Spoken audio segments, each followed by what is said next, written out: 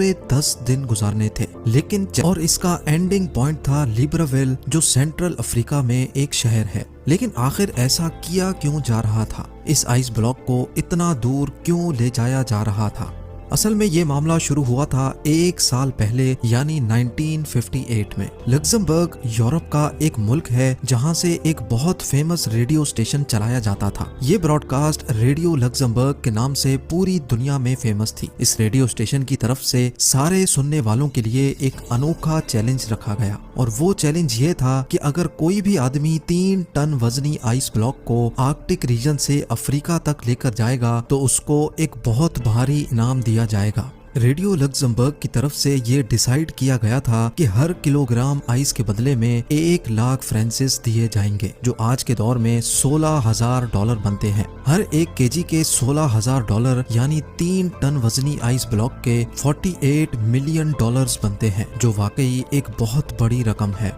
लेकिन इस चैलेंज के कुछ रूल्स भी थे। पहला रूल तो ये था कि ये आइस ब्लॉक 1 पीस में लेकर जाना है। दूसरा रूल था कि इसको सिर्फ बाय रोड ट्रांसपोर्ट किया जाएगा। तीसरा और सबसे मुश्किल रूल ये था कि चैलेंज को पूरा करने के लिए रेफ्रिजरेटर का इस्तेमाल नहीं किया जा सकता। रेडियो लग्जमबर्ग ने इतना भारी इनाम इसी वजह से रखा था क्योंकि उनको अच्छी तरह मालूम था कि इतना बड़ा आइस ब्लॉक आर्कटिक रीजन से अफ्रीका तक लाना किसी भी सूरत में मुमकिन नहीं है, क्योंकि ये कोई छोटा मोटा सफर नहीं, बल्कि ये सफर पूरे 8,500 किलोमीटर लंबा है, जिसमें 2,500 किलोमीटर अफ्रीका का वो सहरा है जहां टेम्परेचर 50 डिग्री सेंटीग्रेड होता है। यानी बर्फ जो फ्रीजर से निकलते ही मिनटों में पिघल जाती है, वो भला इस हफ्तों लंबे सफर में सही सलामत कैसे मंजिल तक पहुंच पाएगी। रेडियो लग्जमबर्ग ने ये चैलेंज तो दिया, लेकिन यही चैलेंज उनको किस मुश्किल में फंसा देगा इसका उनको अंदाजा भी नहीं था।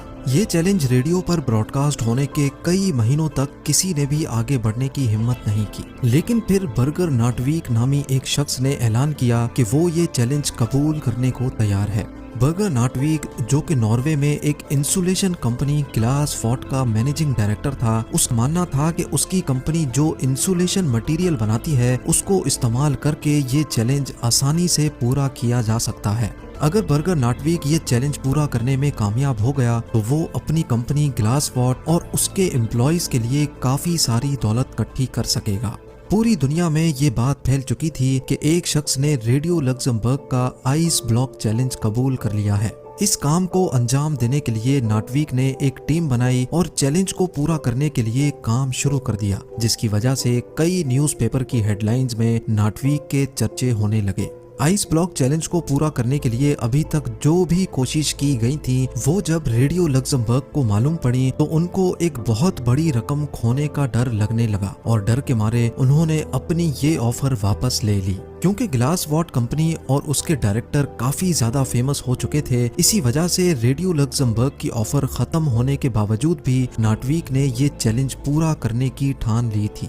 उनका मानना था कि अगर उनको पैसे ना भी मिले तब भी वो ये चैलेंज पूरा करेंगे, क्योंकि इसकी वजह से इनकी कंपनी की पब्लिसिटी में इजाफा होगा। ये चैलेंज अब स्टार्ट करने का वक्त आ चुका था। ये फैसला हो चुका था कि आइस ब्लॉक को नॉर्वे के शहर मुआइराना से ऑल द वे अफ्रीका में गैबोन के शहर लिब्राविल तक भेजा जाएगा। आइस ब्लॉक को Denmark, Netherlands, Belgium, France, Spain और मोरक्को के बाद अल्जीरिया के सहरा से गुजारकर गैबोन तक लाया जाएगा। नेटवीक की टीम में एक इंजीनियर, 4 ड्राइवर्स, एक ट्रक मैकेनिक और 2 कैमरामैन भी शामिल थे। उन्होंने 3 टन वजनी आइस ब्लॉक को ग्लेशियर से काटने का फैसला किया, लेकिन इतना बड़ा आइस ब्लॉक एक ही साथ उठाना काफी मुश्किल था। इसीलिए 200 केजी के ब्लॉक्स को काट काट कर हेलीकॉप्टर के जरिए नीचे भेजा गया। नटवीक और उनकी मेहनत को काफी ज्यादा मीडिया अटेंशन भी मिल रही थी, और इसी वजह से कई कंपनीज ने नटवीक के इस चैलेंज को पूरा करने के लिए उनको स्पॉन्सर करना शुरू कर दिया। शेल ने फ्यूल का जिम्मा उठाया और स्केनिया ने उनको ट्रक दिया जिसमें ये आइस ब्लॉक रखा जाना था। 200 केजी के ब्लॉक्स को ग्लेशियर से नीचे लाकर दोबारा से फ्रीज किया गया और 3050 केजी का एक सिंगल ब्लॉक बनाया गया। ये ब्लॉक एक खास कंटेनर में डालकर ट्रक में लोड किया गया, जिसकी साइडों पर एक खास ग्लास वूल से उसकी इंसुलेशन की गई। अच्छी तरह इंसुलेशन करने के बाद 22 फरवरी 1959 को आखिरकार ये अनोखा सफर शुरू हो गया। शुरुआत का सफर तो काफी ज्यादा आसान था क्योंकि इन इलाकों में मौसम भी काफी खुशगवार था और रोड्स भी ठीक ठाक थे। क्योंकि ये न्यूज पूरी दुनिया में फैल चुकी थी, इसी वजह से ये ट्रक और उसका क्रू जिस भी बड़े शहर से गुजरते थे वहाँ के लोग उनका इस्तकबाल करते और नारे लगाकर उनका हौसला बढ़ाते थे। जैसे जैसे उनका सफर बढ़ता जा रहा था उनकी पब्लिसिटी में मजीद इजाफा होता जा रहा था। जब ये ट्रक पेरिस से गुजर रहा था तो उनको वहाँ की पुलिस ने भीड़ वाले इलाकों से गुजारने के लिए खास प्रोटोकॉल भी दिया। यहाँ तक के पेरिस के मेयर ने क्रू की दावत भी की थी। इस सफर को 1 हफ्ता गुजर चुका था। माँ से पहुँचने पर ट्रक को क्रेन की मदद से एक शिप पर रखा गया क्योंकि अब उनको समंदर का एक बहुत बड़ा हिस्सा पार करना था। समंदर के दूसरे हिस्से पहुँचने पर कंडीशंस बिल्कुल ही अलग हो चुकी थी। ट्रक अब अफ्रीका की जमीन पर आ चुका था जहां दिन के टाइम पर गर्मी इंतहाई शदीद थी।